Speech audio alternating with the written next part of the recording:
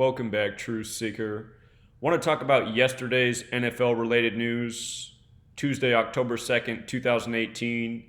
It was reported that early in the day, brother of an NFL player was killed in a drive-by shooting. And we just saw this with Richard Jefferson of the NBA. Supposedly his father was killed in a drive-by shooting. Want to go over the details of this story and show you what's so suspicious about it. But let's just begin by reading. Brother of Indianapolis Colts Denzelle Good fatally shot. The younger brother of Indianapolis Colts player Denzelle Good was shot and killed Tuesday in South Carolina, officials said. Overton Deshaun Good, 23, died after he was shot around 8:30 a.m. during a drive-by shooting, the Cherokee County coroner confirmed to Fox News. So 8:30, that number should jump out in a very big way in light of what I've educated about in terms of murder by numbers. Of course, there's that song, Murder by Numbers, that came out in the year 83. 83, 8:30. In GEmatria, murder sums to 83. Of course, football also sums to 83. We've documented a lot of suspicious football deaths over the years in connection to this number. The player who lost his brother at 8:30 is named Denzelle, and the way it's spelled has GEmatria of 83. I want you to notice that murder sums to 83 and 38, so does Denzelle. Because guess what day is the birthday of the football player? Denzelle Good, his birthday is March 8th. March 8th, and he happens to be 27 years old. Fateful number. The word ritual, 27. The March 8th birthday. A right birthday for a born-to-be football player. From this killing to his upcoming birthday is 158 days. Freemasonry equals 158. And if you saw all my work on the Jesuit order's birthday, which just passed September 27th, we were talking a lot about the numbers 71 and 158. Catholic equals 71. The Jesuit order, their birthday is September 27th, but they were first formed on August 15th. 15/8. Again, the entire world of rigged and scripted sports, which are so transparent, is controlled by Masonry. The Scottish Rite, the Jesuits within the Catholic Church. They control the world of sports.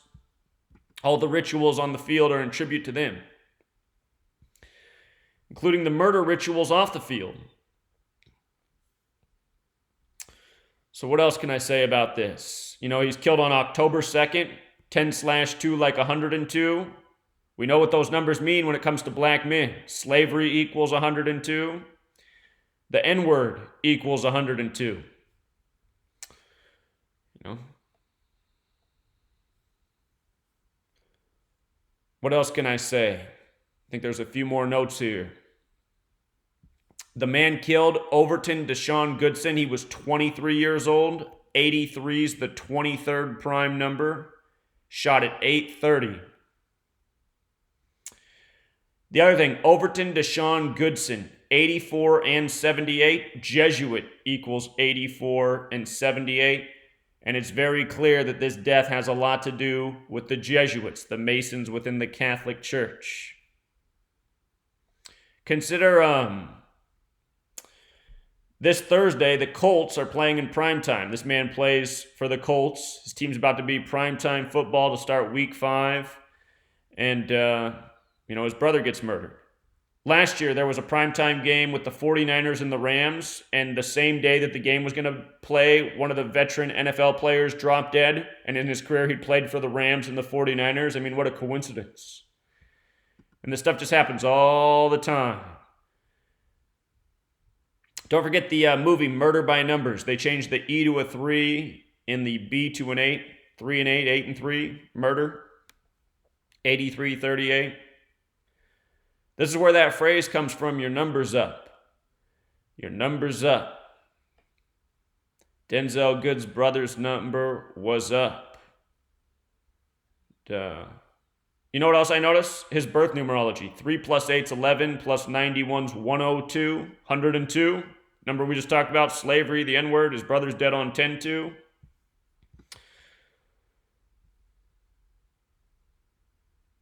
These pro sports need to be brought to an end, you know? They're just such a joke on so many levels. They're such a joke. They're just so stupid. I don't know how anyone is fooled by pro sports. The person out there watching who thinks pro sports are real, what do you think's real about them? You know, I've been here since 2014 calling the championships before the seasons begin. You know, showing you what teams are going to win every weekend, calling nearly every game correct before they're played. I don't know how you guys can't see that these games are rigged. Every game they have to make this stupid, exciting finish. I just watched Monday Night Football. I told everybody the Chiefs were going to win. It was part of a 6-team parlay that multiplied everybody's money.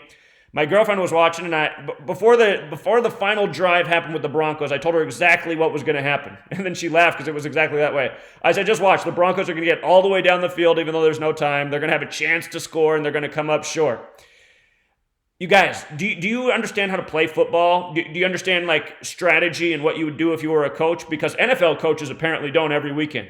How did the Broncos even get down the field at the end of the game? Was it because they put their linebacker in a zone right up at the line of scrimmage and left the entire middle of the field wide open so they could get a 40, 50-yard gain? Is that why it happened? Does that happen every single Sunday, every Thursday, every Monday, every fucking game? Yeah, it does. You're not paid millions of dollars, you know, to coach a legitimate sport. You're paid millions of dollars in the NFL because you're part of the secret society of rigged football games that rips off gamblers and keeps fans on the edge of their seat with the contrived, you know, excitement. I mean, you know, a 15-year-old with common sense could coach better than any NFL coach, period. Period. End of discussion. You know, you guys think Bill Belichick's something in his hoodie, you know, standing over there doing jack shit. Just gets to be on the Patriots after September 11th. In the right place at the right time. You know? His father was probably somebody in on the 9/11 conspiracy, honestly. It's probably really what it was. These people all in on a secret society. 9/11, Patriot Act, Patriots. Whole thing's a fucking joke, man. Just makes me sick every week. How about the baseball game last night? You know, I'm calling all the baseball games right this week. You got an 0-2 count. You got 2 outs. The only thing you can't do is give up a hit because you got a runner in scoring position. So what are you going to do with no balls, 2 strikes, and 2 outs? Oh, you're going to throw a meatball right over the middle of the plate so they can drive in the tying run late in the game. Isn't that exactly what you would fucking do? I mean, I just hate pro sports. I fucking hate pro sports. They're such a joke. You got to be so fucking dumb to not see how rigged they are. Plus all this shit goes on. People always dropping dead before the primetime games, always in connection to the teams that are playing. I mean, how brain dead is America? How brain dead is the world? It's not just America. Sports are rigged all across the globe. The World Cup? Are you fucking kidding me? A soccer team gets trapped in a cave in Thailand that France, a territory they used to control? You know? Oh my God. The whole world is a joke. Can't emphasize it enough. I can't emphasize it enough. Oh yeah, and didn't the coach of the Colts just say he'd do the same thing over again? I'd do the same thing 1,000 fucking times. If you don't know what I'm talking about, the Colts coach, with no time left in the game in overtime, decided to go for it on 4th and a decent distance, backed up in his own end zone instead of just punting the ball away, and then it would have been a tie game instead of turning it over and then allowing the other team to get 3 easy points and win. And oh, by the way, on my sports picks, I said why it made a lot of sense for the Colts and Houston to be 1-3. And lie to Andrew Luck, who plays on the team with the horseshoe. Another coincidence. Horseshoe, symbol of luck. They get the quarterback luck. You know, another coincidence. He comes from Stanford. Sends Peyton Manning to play for John Elway in Denver, just like how John Elway was drafted by the Colts and then went to play for Denver. Did you notice the father-son combo this past weekend? Andrew Luck lost. Eli Manning lost to the Saints, who his father Archie used to play for. Andrew Luck, the son of Oliver Luck, who used to play in Houston. Anyway. Archie Manning and Oliver Luck used to even be teammates up in Minnesota. They did. But, man, I'm just ranting now. I'm just so sick of stupid people and people not spreading this work and, you know, people sleeping on this knowledge, and I'm just sick of dumb fucking people, man. That's what I'm sick of. I don't know who watches fucking sports and thinks these games are legitimate. They're just such a fucking joke. 2 outs, 0-2. The only thing you can't do here as the pitcher is throw the meatball right over the plate.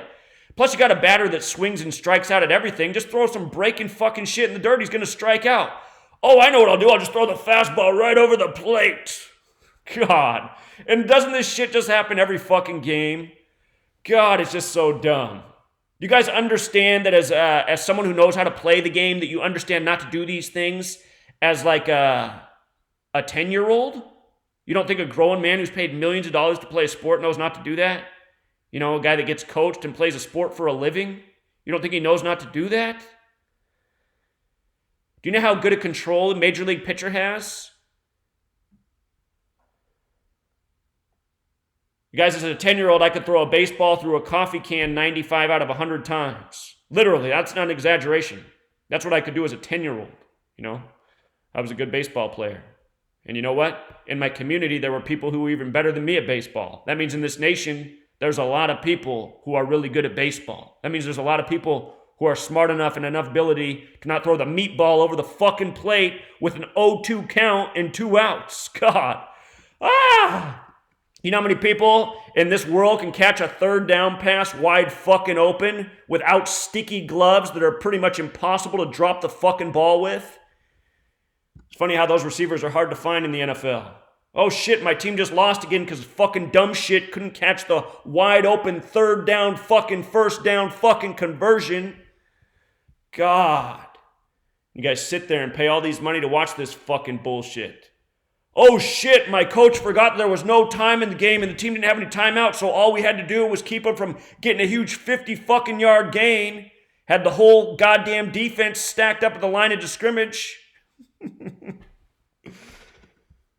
Every fucking week, man.